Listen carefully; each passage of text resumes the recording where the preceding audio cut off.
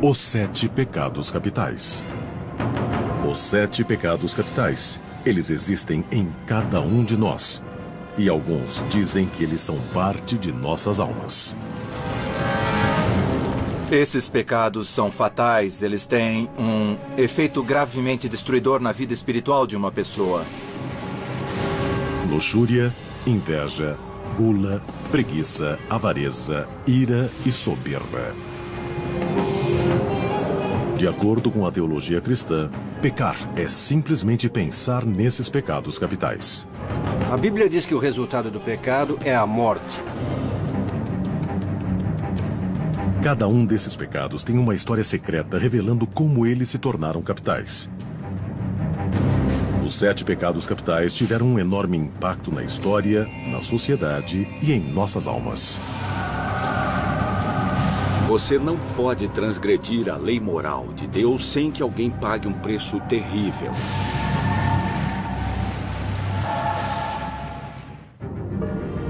E o mais sedutor dos 7 pecados capitais é a luxúria. Os 7 pecados capitais não aparecem na Bíblia Sagrada. Então, de onde eles vieram? Os 7 pecados não estão exatamente na Bíblia. Quero dizer que não há uma lista desses pecados. Isso tudo foi criado a partir de interesses éticos da antiga igreja. Em aproximadamente 375 d.C., um monge cristão fugiu das tentações de Constantinopla para um pequeno monastério no deserto egípcio.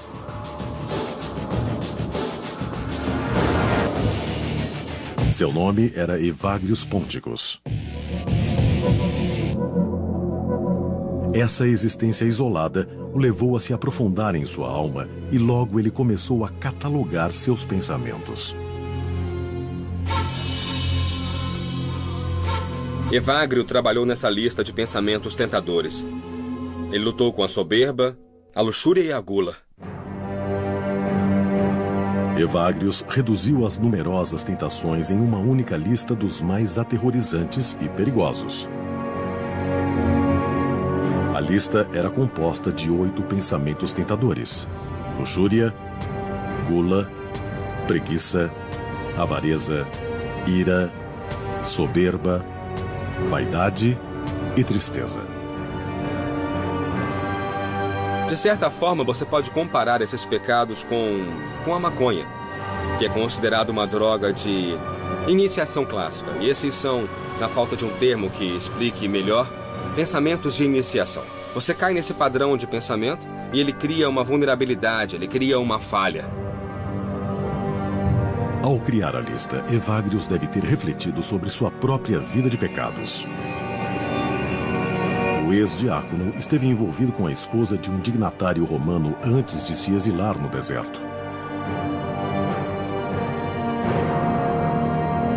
Houve um pecado com o qual ele lutou mais do que os outros, mesmo no exílio: a luxúria. Apesar desses monges raramente virem mulheres, a tentação da luxúria se mantinha. Quando os pensamentos de luxúria lhes vinham à mente, eles os distraíam colocando os dedos nas chamas das lamparinas para que pensassem naquela dor, ao invés de outras que pudessem ter em seus corpos.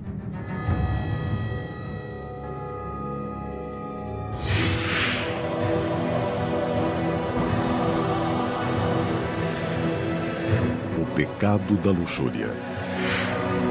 Os antigos devotos chamavam de desejo desmesurado de prazer carnal. A Bíblia fala em fornicação, adultério, tentações da carne. O desejo sexual é tão poderoso que domina e destrói.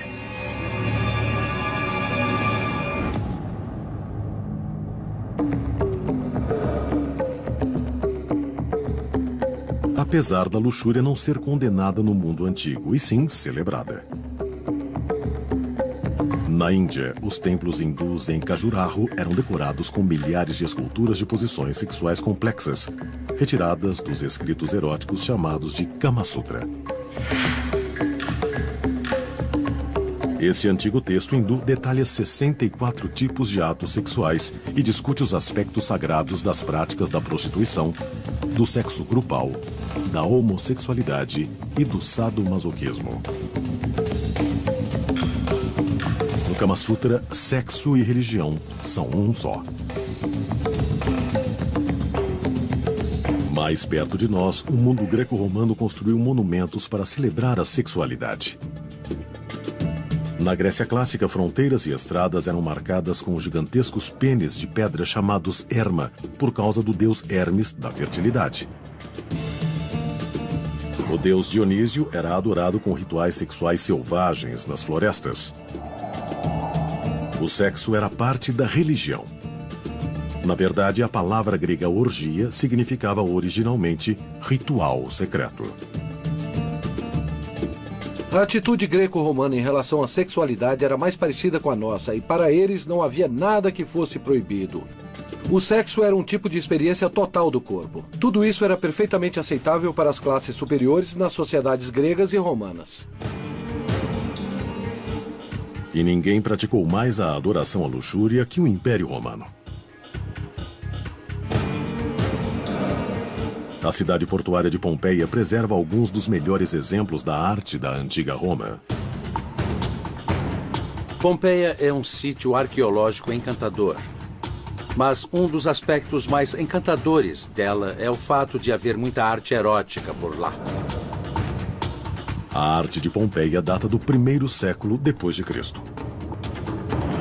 Algumas são de bordéis, onde inscrições eróticas revelam serviços e preços específicos.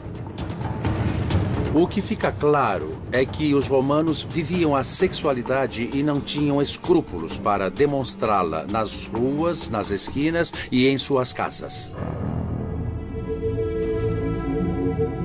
A adoração romana à luxúria talvez tenha alcançado seu auge no reinado do imperador Calígula em 37 d.C. Disse que o jovem imperador exigia sexo de todas as mulheres atraentes de Roma, incluindo suas próprias irmãs. Há histórias de que ele transformou parte de seu palácio em um bordel, onde forçava mulheres casadas a se prostituírem para seu próprio divertimento. Costuma-se dizer que o assassinato de Calígula aos 28 anos foi um sinal da ira dos deuses por ele ter abusado do poder da luxúria.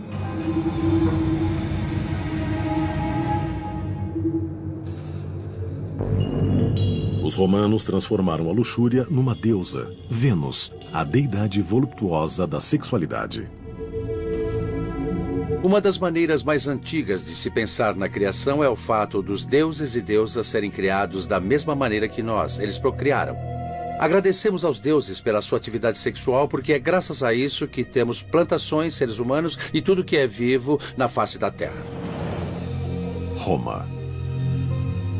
Um conceito bem diferente da sexualidade começa a surgir em outra parte, no Antigo Oriente Médio. Na herança judaico-islâmico-cristã, a terra não é uma deusa, mas uma coisa. E Deus é o grande solteirão do céu. Assim, não existe o mesmo tipo de celebração da sexualidade dos deuses e deusas nesse grupo de religiões.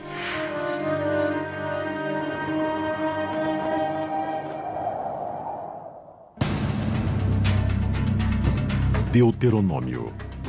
O Velho Testamento tem sua própria lista de deveres e proibições, mas não são os 7 pecados capitais. São os 10 mandamentos. Os 10 mandamentos descrevem o que podemos chamar de oposto do pecado, que é a correção. Os 10 mandamentos. Há 2 mandamentos sobre a luxúria: não cometer o adultério e não cobiçar a mulher do próximo. O Velho Testamento, ou a Bíblia hebraica, condena a luxúria, mas não a sexualidade. No entanto, ela é muito preocupada com o irresistível poder do desejo sexual. O judaísmo entende que o desejo é ingovernável. E que você sempre vai querer fazer ou então vai desejar coisas que não deve ter. O desejo em si não é pecado. Só o que você faz com ele. O cristianismo herdou essa tradição e a expandiu. Jesus diz aos seus seguidores que eles cometem o pecado do adultério mesmo quando apenas olham para uma mulher com desejo. Jesus aponta e enfatiza os pecados do pensamento. Você pode cometer o adultério mentalmente. Jesus diz que a punição para o pecado é o inferno, a danação eterna. Os fiéis acreditam que, cometendo os 7 pecados capitais, uma pessoa vai para o inferno. Apesar de, em lugar algum da Bíblia, haver uma descrição do inferno. A representação mais poderosa da danação para os pecadores vem gerações depois da pena do escritor italiano Dante Alighieri.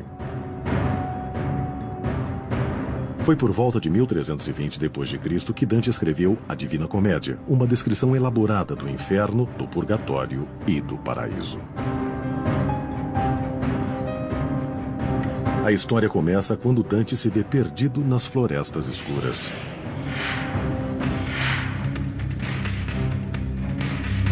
Ele encontra o poeta romano Virgílio, que o leva pela porta do inferno.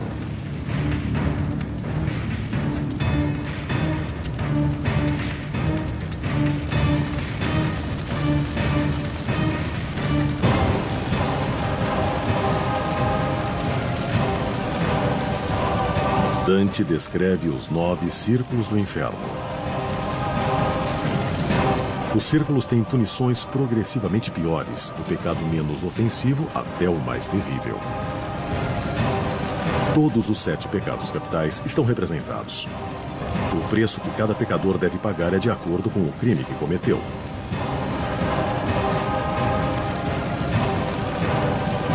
O pecado da luxúria fica no 2º círculo do inferno. Aqui, os acometidos pela luxúria são jogados pelos ares por ventos faiscantes sem esperança de descanso. Acredita-se que a punição seja um símbolo do poder tempestuoso da luxúria.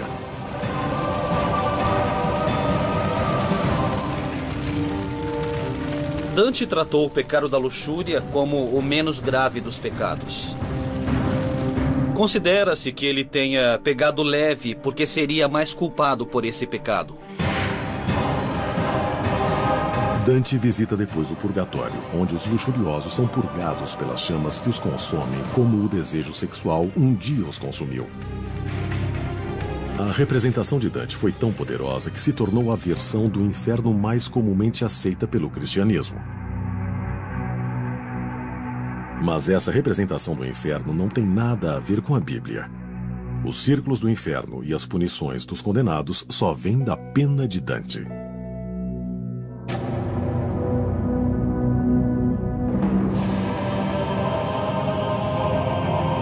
Mas o posicionamento bíblico contra a luxúria não deteve uma seita cristã antiga.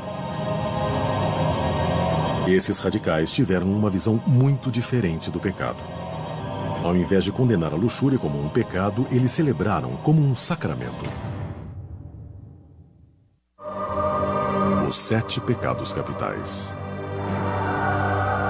Durante séculos, eles moldaram o comportamento da sociedade. Para os fiéis, quando combinados, eles representavam um código moral para uma vida bem vivida. Cada transgressão tem uma definição e uma punição específicas.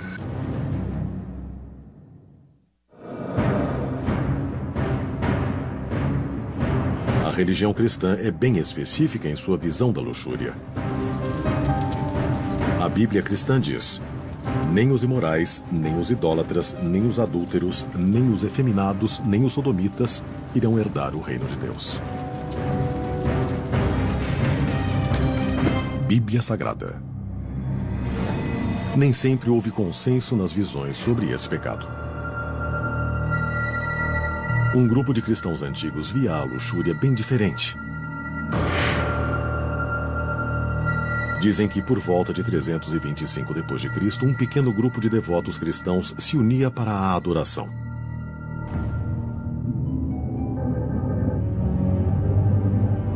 O serviço começava com o ritual do desnudamento, seguido por uma unção. Depois, uma massagem em grupo e culminava num ato sexual entre o sacerdote e a sacerdotisa.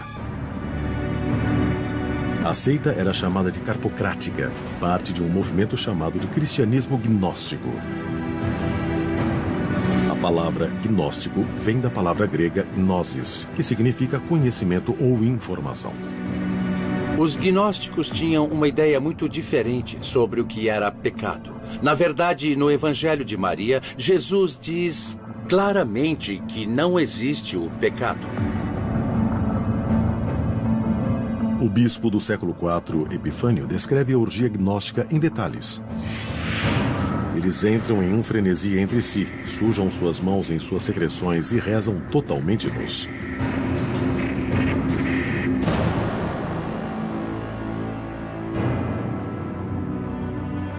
Mas alguns acreditam que essa descrição pode ter sido apenas propaganda negativa. Os caçadores de heresias, os heresiólogos, estavam ávidos para acusar seu propósito espiritual de qualquer falha. Eles diziam que alguns gnósticos faziam sexo com quem quisessem. Eles faziam festas de sexo, consumiam fluidos corporais uns dos outros. Era o que os heresiólogos diziam. Parece que a linha principal da igreja cristã viu o culto à luxúria como ameaça ao seu poder e às suas almas. Então, ela reagiu. Os evangelhos gnósticos foram destruídos. Os grupos foram proscritos, deixando para a história somente os contos sombrios dos cristãos antignósticos.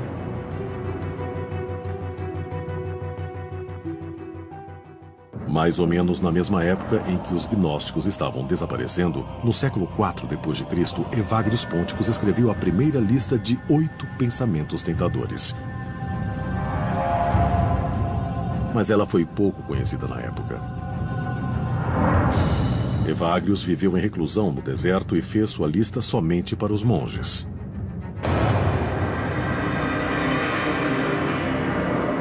Os 7 pecados capitais só foram difundidos 200 anos depois. O Império Romano tinha ruído e, com ele, a Idade das Trevas começou. A atitude sensual e aberta com relação à luxúria foi esmagada. Ela foi substituída pelo poder crescente da Igreja. Foi nas mãos do reformador Papa Gregório o Grande que os 8 pensamentos tentadores se transformaram nos mais dramáticos 7 pecados capitais. Na criação da lista, o Papa eliminou a tristeza e a vaidade e acrescentou a inveja para fazer os 7 pecados capitais que conhecemos hoje: luxúria, inveja, gula, preguiça, avareza, ira, soberba. O Papa Gregório depois os divulgou pelo mundo cristão. Apesar de não serem encontrados na Bíblia, os 7 pecados capitais se tornavam agora uma doutrina cristã. Gregório é considerado um dos grandes reformadores na história da Igreja. Foi outra de suas mudanças radicais na doutrina cristã que teve um efeito enorme na Igreja, no conceito de pecado e principalmente no pecado da luxúria.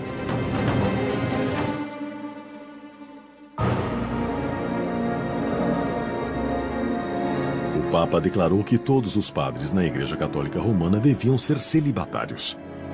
Até aquela época, o casamento era uma opção para os padres cristãos. Imagina-se que a regra do celibato tenha sido pensada parcialmente para consolidar seu poder. O Papa Gregório não queria que a propriedade da Igreja fosse herdada pelos filhos dos padres e bispos. O resultado foi mais abrangente. Em um período de tempo relativamente curto, o celibato evoluiu de um conceito teológico para uma acusação indiscriminada da sexualidade e da luxúria para todos os fiéis. A Igreja se tornou anti-hedonista militante. Assim, a sexualidade existe para a reprodução e tudo o que vai além disso é pecado. O clero celibatário agora escrevia as regras das interações sociais e políticas. Para contrabalançar os 7 pecados capitais, a Igreja criou as 7 virtudes sagradas: castidade, temperança, caridade, paciência, humildade, generosidade, diligência. Eles estariam para sempre ligados na batalha pelas almas dos homens. O oposto da luxúria é a castidade, uma qualidade que dirigiu os pensamentos dos cristãos durante séculos. Para os teólogos medievais, o problema não era só a luxúria, mas qualquer forma de sexualidade. A Idade das Trevas condenava a luxúria mesmo no casamento. Essa seria a atitude da civilização ocidental em relação à sexualidade por quase 1000 anos. A luxúria foi demonizada. A crença popular da época era de que cada pecado podia habitar ou possuir uma pessoa em forma de um demônio específico. O único jeito de livrar os afligidos por esses demônios era pela prática do exorcismo. Vamos, saia!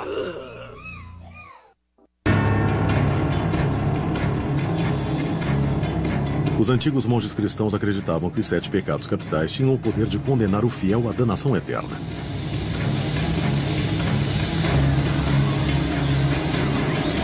Quando homens e mulheres devotos cometiam pecados, alguns acreditavam que isso se devia a demônios.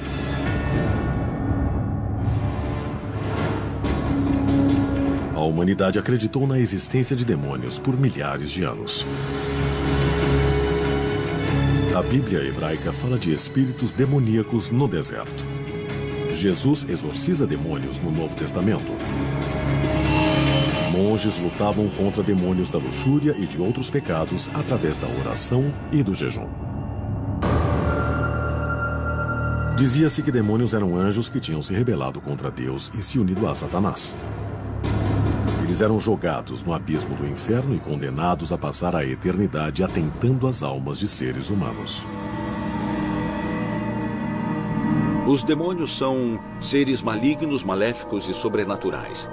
E agora eles rondam a Terra procurando moradia nos corpos humanos para exercitar seu serviço do mal. Na Idade Média, o estudo dos demônios ou demonologia se tornou quase uma ciência. Monges cristãos começaram a catalogar demônios. Havia livros como A Chave de Salomão e o Grande Grimório, que listavam milhares de demônios pelos nomes, divididos em categorias, subtítulos e hierarquias. E demonólogos misturavam poções e preparavam feitiços para falar com eles. Seguindo essa teoria, havia a crença de que havia 7 exércitos do mal comandados pelos 7 príncipes satânicos, cada um representando um dos 7 pecados capitais. Cada um desses príncipes demoníacos tinha um nome. Amon, o demônio da ira.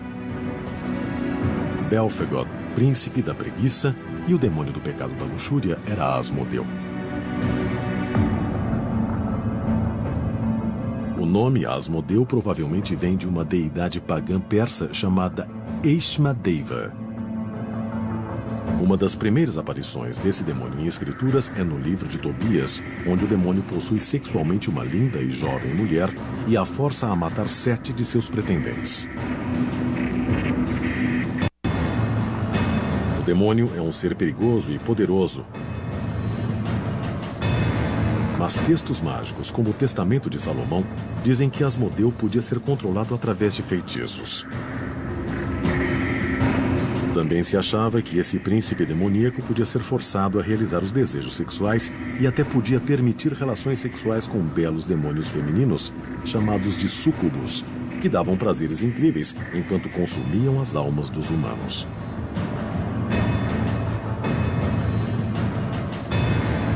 Mas há aqueles que dizem que as histórias de relações sexuais com demônios não são só metáforas, são reais. E assim... Eu renuncio a qualquer direito legal que detenha meu destino. Em suas missas na igreja, o pastor Bob Larson trava sua própria batalha contra esses príncipes demoníacos. Nos Coríntios, capítulo 10, de 3 a 5, fala-se na destruição das fortalezas espirituais.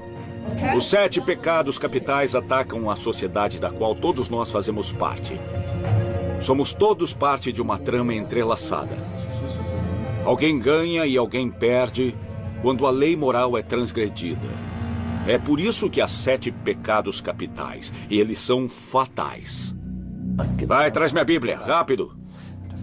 O modo tradicional de lutar contra os demônios é com o exorcismo, expulsando os demônios do pecado e forçando-os a lutar. Vamos, saia! A prática do exorcismo é tão antiga quanto a crença nos demônios. Na Idade Média, vários sinais de possessão foram instituídos. Entre eles está falar em língua estranha, habilidade ou força sobrenatural, aversão a tudo que é sagrado, blasfêmia ou sacrilégio abundantes. Há várias soluções para a possessão. Demônios podem ser provocados por várias coisas sagradas. Tocar a pessoa com óleo de unção no sinal da cruz, a presença de uma cruz ou da Bíblia, rezar, ler a Escritura. Coisas que são sagradas e que um demônio não gosta de ter por perto vão incomodá-los. Entre os demônios mais comuns que o pastor Bob enfrenta está Asmodeu, príncipe do pecado da luxúria. Asmodeu, demônio da luxúria. Eu lido frequentemente com o demônio da luxúria. Às vezes ele entra através da pornografia. Geralmente ele entra quando alguém abusa sexualmente daquela pessoa. Larson usa vários métodos antigos para tentar livrar uma pessoa do demônio da luxúria. Eu ordeno o que o demônio deve dizer. Vai se atormentar. Por exemplo, eu, o demônio da luxúria, renuncio ao meu direito a essa pessoa, uma criatura de Deus, e não exigirei mais o direito a ela. Saia! Aí ele vai lutar e pode dizer: não vou embora, essa pessoa é minha, tem que ir embora. E você continua dizendo a ele que deve ir embora. Vai sim. Os exorcismos de Bob Larson são controversos para a linha principal da igreja, mas eles se baseiam em rituais tão antigos quanto a própria religião. Tem que ir embora. Os 7 pecados capitais foram associados aos demônios e ao exorcismo na Idade Média. No mesmo período, 1213 d.C., para ser exato, a igreja agregou mais um detalhe à história do pecado: a confissão. Foi exigido que os cristãos fossem a um padre pelo menos uma vez ao ano e descrevessem seus pecados nos mínimos detalhes. Como um guia para ajudar os fiéis a determinar exatamente o que deviam confessar, a igreja os ensinou a considerar a lista dos 7 pecados capitais. Você encontra citações frequentes de bispos dizendo que as pessoas devem refletir sobre os 7 pecados capitais e que deviam pensar nisso quando fossem se confessar. Era em torno desse tipo de coisa que eles deveriam organizar e mudar suas vidas.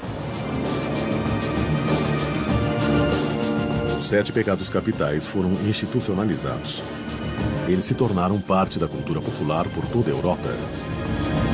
Foram esculpidos em igrejas, pintados em altares, desenhados nas Bíblias e descritos em contos e histórias, poesias e epopeias.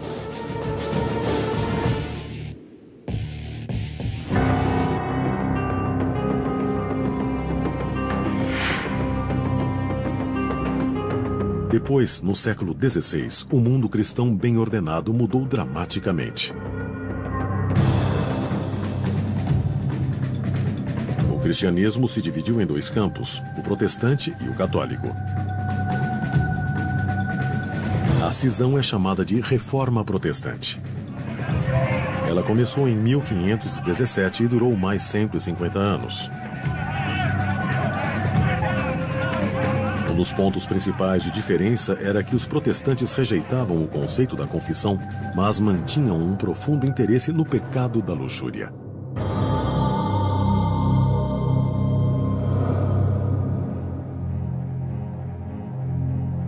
Durante esse período, uma seita de protestantes chamada de puritanos fugiu do continente europeu pecador para buscar liberdade religiosa no Novo Mundo.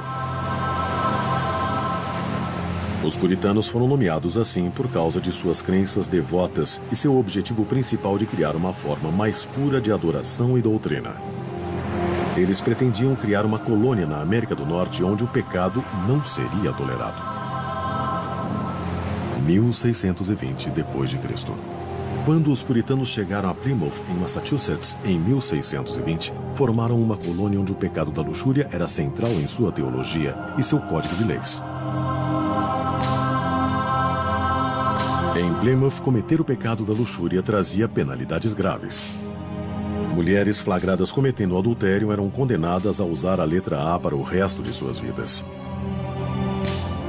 Os puritanos flagrados em qualquer atividade sexual fora do casamento enfrentavam o açoite, a humilhação pública em troncos e, no caso da sodomia ou relações com animais, eram mortos.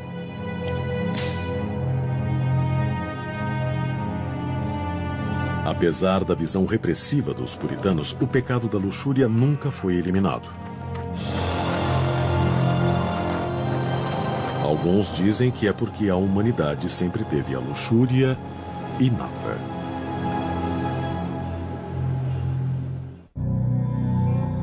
Os 7 pecados capitais eram os caminhos para a danação eterna, de acordo com os séculos de doutrina cristã.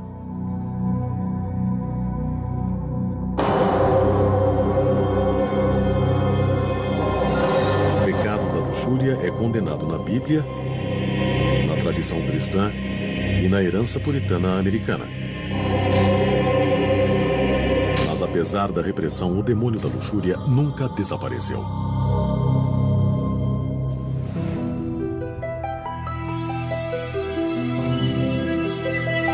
Para os pesquisadores modernos, a luxúria é menos uma questão de pecado e mais uma questão de ciência.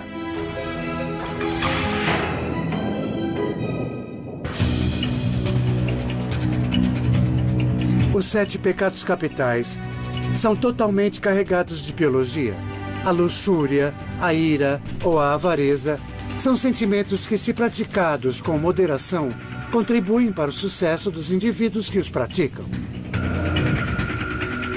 Mesmo com as mudanças da sociedade durante os séculos, nossos instintos humanos primários se mantiveram os mesmos. O impulso sexual humano não mudou durante 4 milhões de anos. A luxúria não é uma emoção. É um impulso, uma motivação que vem de partes muito primitivas do cérebro. Centro Henry H. Wheeler Jr. de Imagens do Cérebro. Alguns neurocientistas acham que sabem agora por que a luxúria não pode ser eliminada. O instinto básico de acasalar, ou o que nós comumente nos referimos como desejo sexual, vem do hormônio da testosterona. Esse elemento químico está presente no impulso sexual de homens e mulheres. A química neurológica do amor romântico é a dopamina, que regula o prazer e a concentração. Quando você se apaixona por alguém, você aumenta a dopamina no cérebro e ela desencadeia a testosterona associada ao impulso sexual. Esses elementos químicos cerebrais interligados podem ter efeitos negativos. A dopamina associada a amor pode nos levar à luxúria e a testosterona pode imitar os sentimentos de amor. Qualquer tipo de estímulo sexual aumenta não só a testosterona, associada ao desejo sexual, mas também a dopamina, e isso pode levar você ao ponto de se apaixonar por alguém. Por isso, o sexo casual não é casual. A evolução criou o impulso para acasalar e procriar. Mas os seres humanos também evoluíram um tipo específico de comportamento para a procriação. Cientistas chamam de formação de pares ou monogamia. Para entender verdadeiramente o desejo humano, temos que examinar os hábitos de acasalamento de espécies inferiores. Seres humanos são como as outras espécies que estudamos. São interessados em parceiros sexuais variados. Biólogos falam sobre o que chamam de CEP, o que os humanos chamariam de adultério. CEP significa cópulas extrapar. Evidências genéticas revelam que mesmo espécies que formam pares, como os lobos e os cisnes, geralmente parecem ter algo mais por fora. O motivo biológico para as cópulas extrapar é simples. Traição e adultério dão uma vantagem evolutiva às espécies. Se você é macho, a vantagem é que pode acabar inseminando mais fêmeas e se tornando pai sem grandes esforços. Para as fêmeas, a vantagem é ter fontes adicionais e melhor material genético.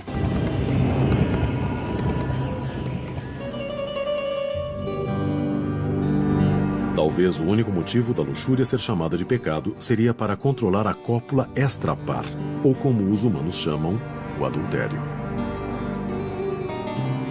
Se alguém anda por aí na luxúria, há uma chance de acabar copulando com minha mulher. Ou se sou uma mulher, podem acabar competindo comigo pelo meu homem.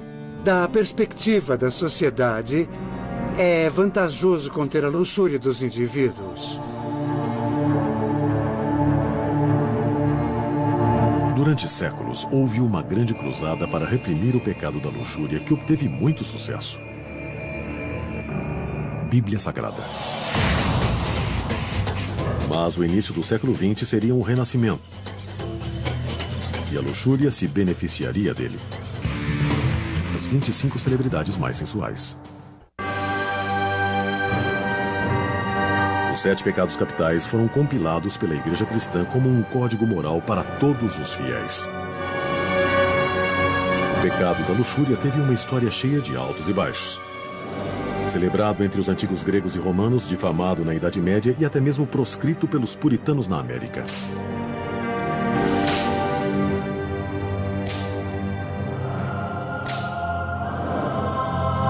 A era vitoriana, nos anos 1800, ganhou uma reputação de puritanismo e repressão sexual. A literatura vitoriana frequentemente retratava os sentimentos sexuais como anormais, imorais e possivelmente insanos. A não ser, claro, que dentro do sagrado matrimônio. A prática da prostituição junto ao adultério e à homossexualidade, sem falar em todos os outros comportamentos luxuriosos, continuaram, claro, escondidos.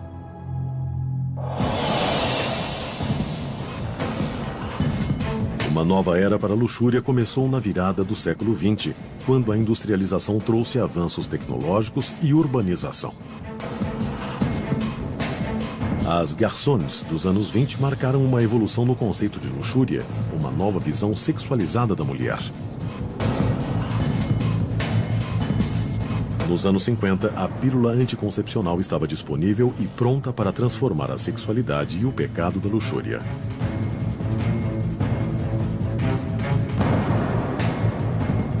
A evolução do pecado da luxúria foi total nos anos 60, quando as revoluções sexuais tomaram o mundo. Parecia que o pecado da luxúria e a virtude da castidade tinham mudado de lugar. A virtude e o vício eram parecidos aos olhos de quem via. Na crista da onda da revolução e, de certa forma, a direcionando, estava um homem, Hugh Hefner. Sem dúvidas, meu pecado preferido é a luxúria. Um desejo pela vida é muito saudável e isso inclui a sexualidade. Hefner criou a revista Playboy, construindo um império de olho no antigo, construindo um templo ao excesso e adorando a luxúria em toda a sua glória. Acho que a Playboy teve um papel grande na revolução sexual. Eu espalhei a notícia de que o sexo não era maligno. Apesar de séculos de tentativas religiosas de eliminar a luxúria, o pecado sempre voltou. A luxúria é um nome que damos quando ela é demais ou inapropriada. Existe um motivo biológico ou neurológico para ele continuar sendo uma tentação vital?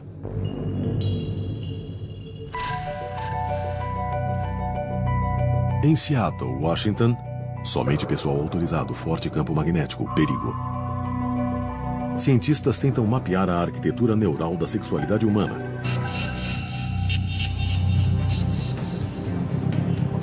O Dr. Ken Miravia investiga como a luxúria e a sexualidade afetam cada parte do cérebro humano. Ele usa duas tecnologias. Uma é a máquina de ressonância magnética. A outra tecnologia é um simples aparelho de DVD. Apresentamos às nossas cobaias estímulos que consistem em cenas de sexo explícito para provocar sua habilidade de ficarem excitados. O experimento é simples. As cobaias são expostas a vídeos neutros para se conseguir uma base. Depois, as imagens se tornam mais sexualmente explícitas durante alguns minutos, enquanto Miravia e sua equipe assistem às mudanças no cérebro da pessoa.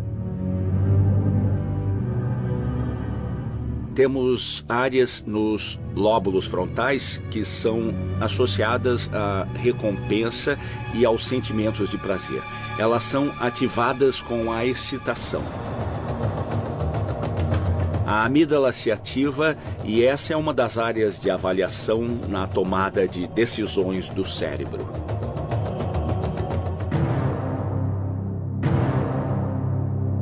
A ressonância mostra que quando a pessoa está sexualmente excitada, há um resultado intrigante para as novas descobertas.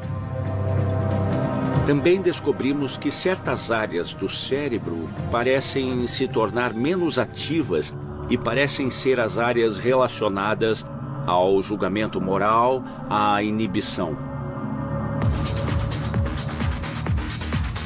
Quando as áreas de desejo do cérebro se acendem, as áreas de discernimento são desligadas.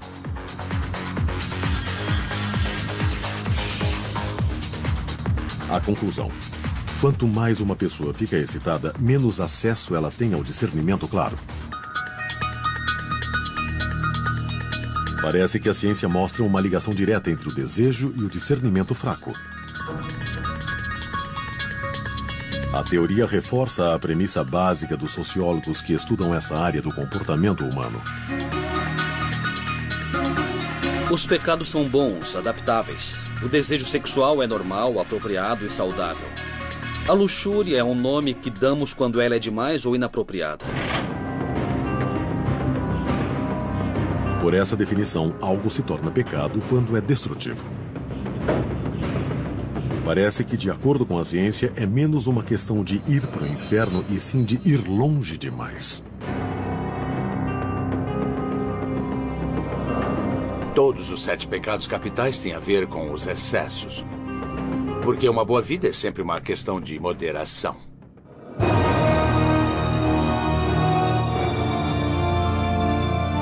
As mesmas energias que nos motivam a fazer o bem podem ser desviadas e nos fazer pecar.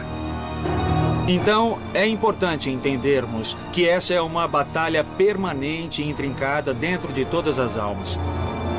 A qualidade de sua vida e o sagrado de sua alma dependem das decisões que você toma todos os dias de sua vida.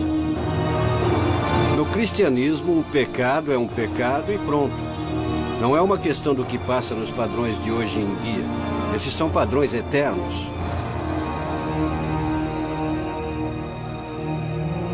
A questão continua. A prática da luxúria, da inveja, da gula, da preguiça, da avareza, da ira ou da soberba condena alguém a uma eternidade de punições nos abismos do inferno? Acredite no que for, os 7 pecados capitais continuam relevantes, porque ainda afetam a sociedade, a nós e, possivelmente, nossas almas. Os 7 pecados capitais.